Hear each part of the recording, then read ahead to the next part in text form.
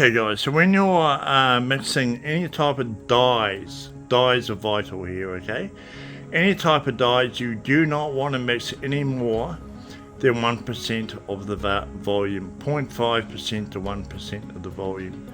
So here we've got 1.2 litres, so at the very maximum, the very maximum we want to be putting in here is 12 ml or just over 2 teaspoons, but we would never use that much for this volume. So Tim's just going to dip his ice block stick in there, give it a little shake off, and then pop it into his container, give that a mix up,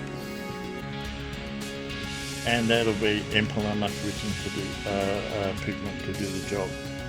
We sell all the resins, all the dyes, all the pigments on our site, and we've got a whole lot more of the best products in the world coming to our site very soon.